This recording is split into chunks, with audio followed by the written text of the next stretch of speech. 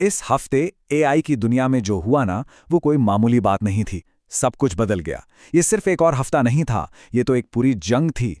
अरबों डॉलर दांव पर थे। बड़ी बड़ी कंपनियां आमने सामने थी और एक ऐसी टेक्नोलॉजी आई जिसने सबको चौंका दिया। तो तैयार हो जाइए, क्योंकि हम सीधे इस एआई युद्ध के मैदान में उतर रहे हैं। जरा सोचिए, एक एआई मॉडल जो इतना पावरफुल है कि उसके आते ही स्टॉक मार्केट क्रैश हो गया। हाँ, बिल्कुल सही सुना, यही हुआ। मतलब एक नया मॉडल आया और उसने पुरानी बड़ी बड़ी कंपनियों की नींव हिला दी। ये टेक्नोलॉजी नहीं थी, ये एक भूचाल था। 285 बिलियन डॉलर, ये कोई छोटी मोटी रकम नहीं है ना? ये वो कीमत थी जो मार्केट की बड़ी बड़ी कंपनियों को चुकानी पड़ी, और वो भी सिर्फ एक एआई के ऐलान के बाद। इससे आप अंदाजा लगा सकते हैं कि एआई की दुनिया में अब हर एक कदम कितना मायने रखता है। तो सवाल ये है कि ये 285 बिलियन डॉलर आखिर गए कहाँ? ये पैसा उन बड़ी सॉफ्टवेयर कंपनियों की जेब से निकला जिनकी सर्विसेज हम सब हर महीने इस्तेमाल करते हैं।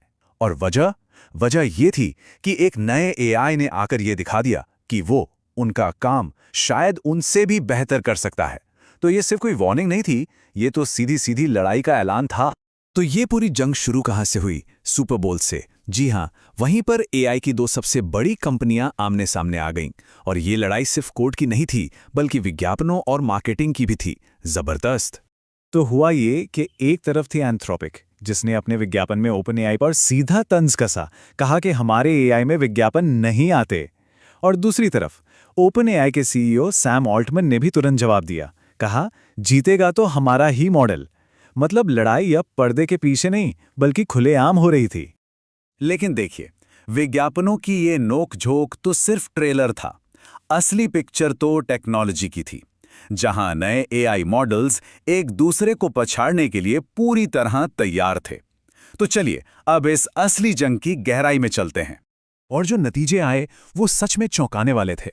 एंथ्रोपिक का जो नया मॉडल था, क्लॉड ओपिस 4.6, उसने ओपेनएआई की जीपीटी 5.2 को मुश्किल टेस्ट्स में, जैसे कि फाइनेंस और लीगल कामों में, बुरी तरह से हरा दिया। ये कोई छोटी मोटी जीत नहीं थी, ये एक बहुत बड़ी जीत थी। तो आखिर इस ओपस 4.6 में ऐसा क्या खास है? इसकी सबसे बड़ी ताकत है इसकी जबरदस्त मेमोरी, जिसे हम कॉन्टेक्स्ट विंडो कहते हैं। मतलब आप अंदाजा लगाइए, आप इसे एक बार में पूरी की पूरी किताब या कोई बड़ा सा लीगल डॉक्यूमेंट दे सकते हैं और ये सब कुछ याद रखेगा। और सबसे कमाल की बात, इतनी बड़ी छलांग के बाद भी उन्होंने इसकी कीमत नहीं बढ़ाई। लेकिन रुकिए, असली जादू तो अब शुरू होने वाला है। पेश है कोवर्क प्लगइन्स। ये वो फीचर है जिसने सच में मार्केट में तहलका मचा दिया। इसने क्लॉड को सिर्फ एक जवाब देने वाले चैटबॉट से एक ऐसे टूल में बदल दिया जो खुद ब खुद आपके काम पूरे कर सकता है। अब आप सोच रहे होंगे, ये काम कैसे करता है? बहुत सिंपल है। मान लीजिए आपको एक मार्केटिंग प्लान बनाना है। आपको बस मार्केटिंग प्लगइन इंस्टॉल करना है, उसे अपना गोल बताना है और बस कुछ ही मिनटों में वो रिसर्च करेगा, स्ट्रैटेजी बनाएगा और आपके लिए एक पूरी की पूरी प्रेजेंटेशन तैयार कर देगा।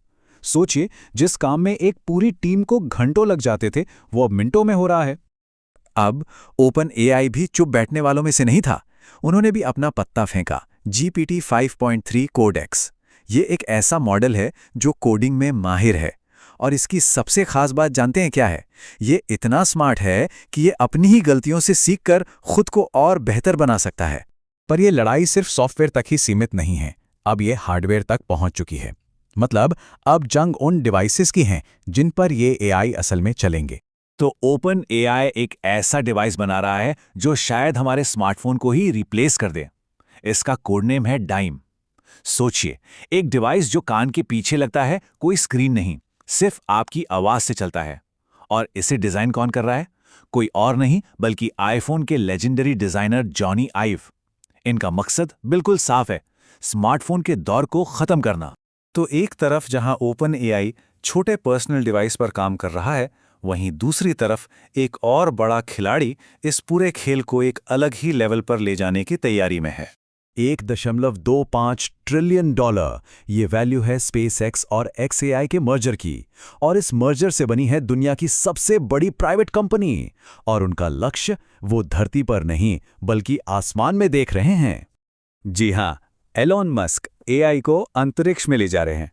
उनका प्लान है स्पेस में एआई डेटा सेंटर्स बनाने का। अब आप पूछेंगे क्यों? क्योंकि स्पेस में सोलर पावर की कोई कमी नहीं और कूलिंग के लिए कोई खर्चा नहीं। उनका विजन ये है कि भविष्य में एआई चलाने के लिए ऑर्बिट ही सबसे सस्ती जगह होगी। ये एक बहुत ही बड़ा और ज़बरदस्त आइडिया है। तो इन बड़ी बड़ी लड़ाइयों के बीच हमारे लिए क्या है? मतलब ऐसे कौन से टूल्स हैं जिन्हें हम आज अभी इस्तेमाल कर सकते हैं? तो चलिए अब उन पर नज़र डालते हैं, क्योंकि इस हफ्ते कई कमाल के एआई टूल्स लॉन्च हुए हैं जो हमारे काम को काफ़ी आसान बना सकते हैं। सबसे पहले है परप्लेक्सिटी का मॉडल काउंसिल। ये कमाल का है।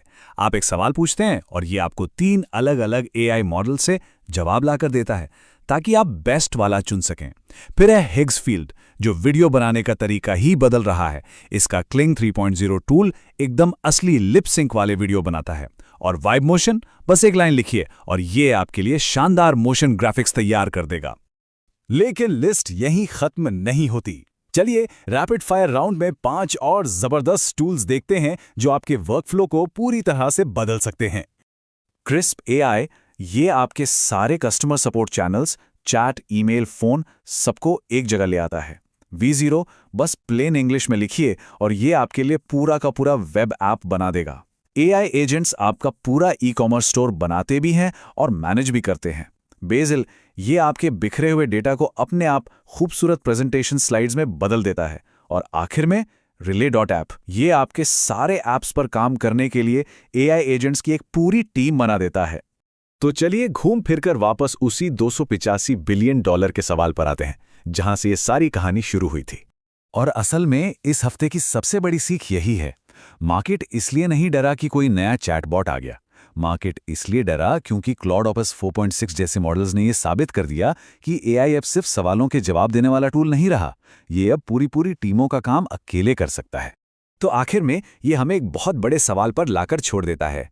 जब एआई स्ट्रैटेजी, क्रिएटिविटी और कोडिंग जैसे काम हमसे बेहतर करने लगेगा, तो फिर हम इंसानों के लिए क्या बचेगा? ये एक ऐसा सवाल है जिसके बारे में हम सबको आज नहीं तो कल सोचना ही पड़ेगा।